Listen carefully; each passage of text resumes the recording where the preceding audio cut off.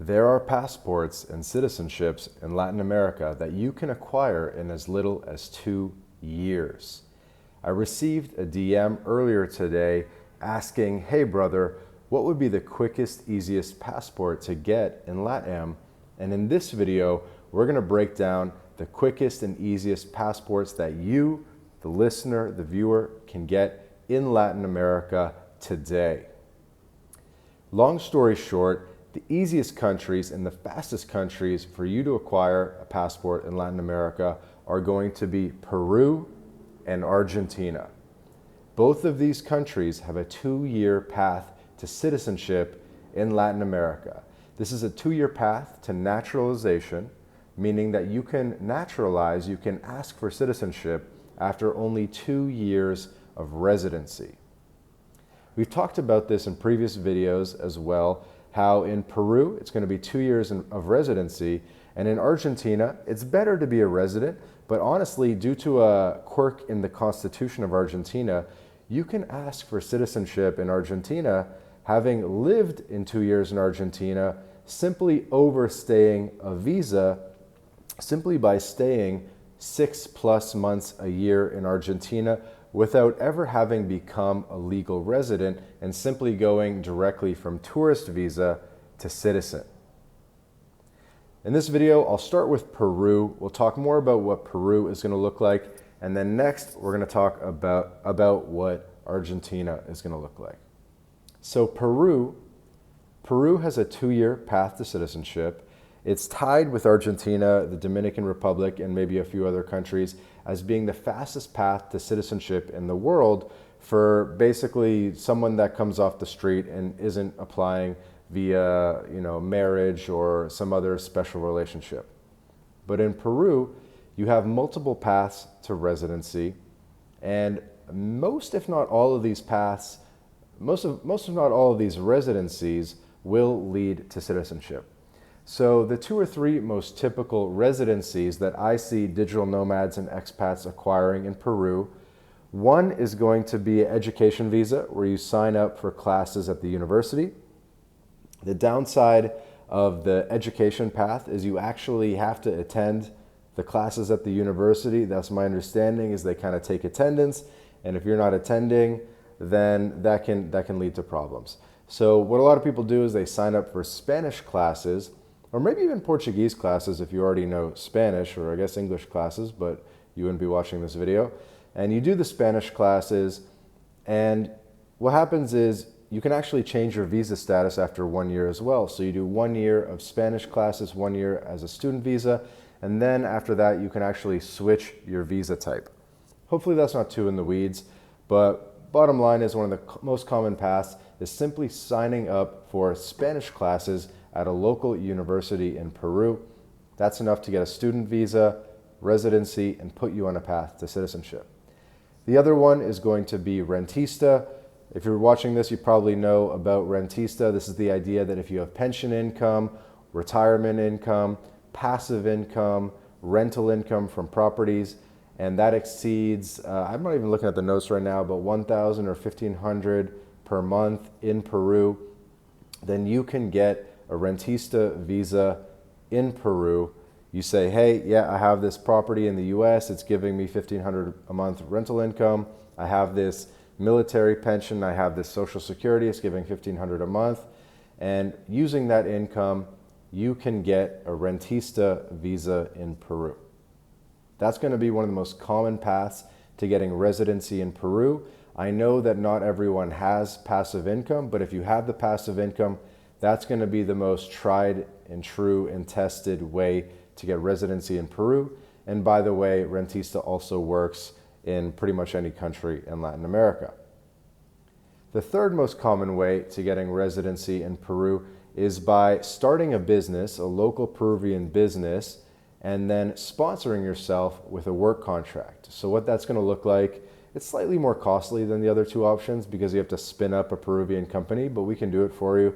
And honestly, it's not that expensive.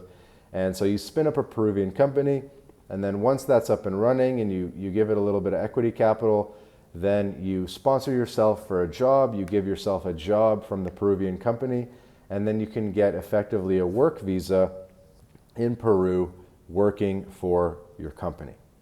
So those are the three most common paths to getting residency in Peru, either the student visa, the rentista visa, or the work visa via your company, or I guess it could be some other company if you have friends in Peru with companies, or you get an actual job. But those are the three paths to residency in Peru. And if you spend 6+ months per year in Peru for 2 years, that will put you on a path to citizenship. Now, people probably ask at this point, well, won't that make me a tax resident of Peru? And yes, it probably will. So that's kind of part of the trade-off here. It's actually a similar trade-off in Argentina and really a lot of these countries in Latin America that aren't straight-out tax havens. So yes, you will have to become a tax resident of Peru in order to become a citizen. So you have to kind of weigh the pros and cons if that makes sense for you, if you're a high income earner, or if you're a low income earner and you honestly only make like $50K a year or something like that. Like, who cares? Just pay the money, get a second passport. It's amazing. And then, maybe that trade-off is worth it for you. And then after you get that citizenship in hand, you get that passport in hand, then you can cut your tax residency to Peru and you can leave the Peruvian tax system. So realistically, you're only going to be in the Peruvian tax system for 2.5, maybe 3 years. And Peru is known to be pretty fast in terms of issuing the passports. Obviously, it's a little bit bureaucratic. Peru isn't exactly a model of efficiency, but they don't withhold the passport either. So you should get the passport if you meet the qualifications. Now let's move on to Argentina. As we mentioned, there is a little bit of a quirk in the Argentine system where someone could technically go straight from tourist visa to citizenship. And this is proven to work. Like, people have done it.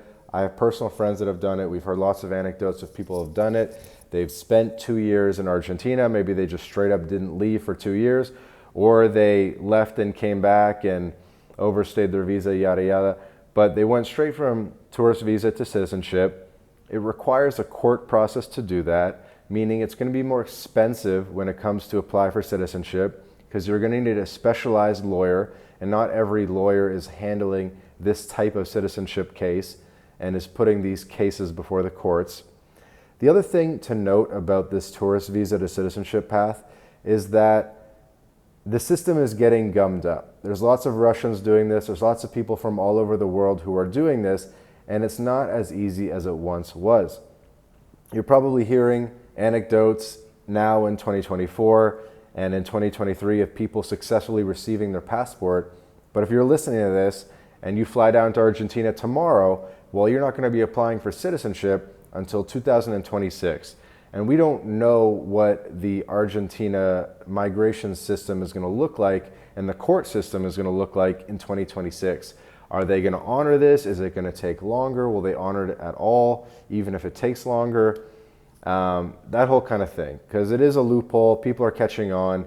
And just to be aware, it's not as bulletproof as maybe it once was, if it could ever have been considered bulletproof.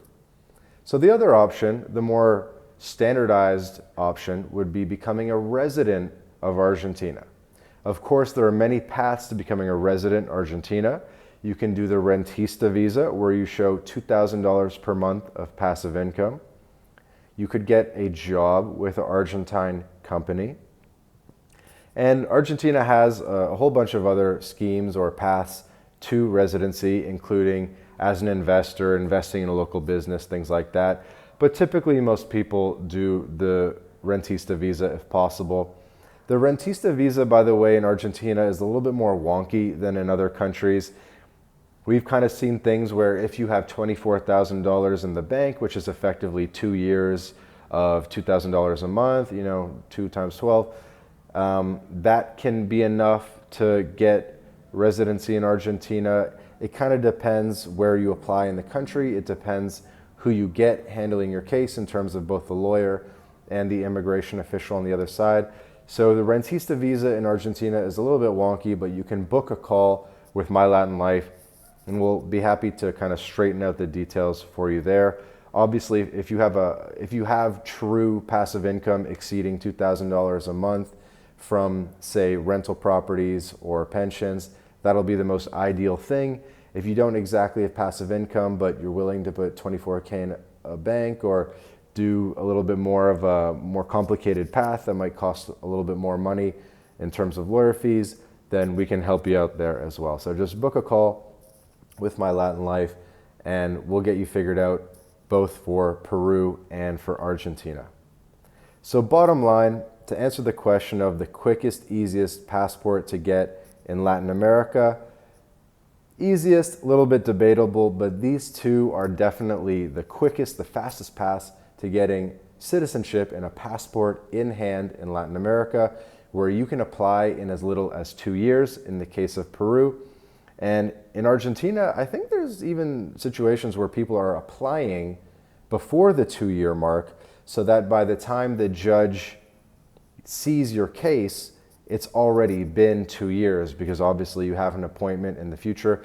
And these are some of the strategies that we can help you implement, but you're looking effectively at 2 years of residency in either country, 2 years of waiting around 6+ months a year in the country of your choice. And then after 2 years, you'll qualify for citizenship. You ask for citizenship. Once you get recognized as a citizen, then you can ask for the passport, and you'll have a passport in hand probably in less than 3 years. So I hope this video was educational. And here, floating on the screen, top right, is going to be a link to the other video where we talked about this if you want a deep dive regarding Dominican Republic as well, the 3 countries in Latin America with 2-year paths to citizenship.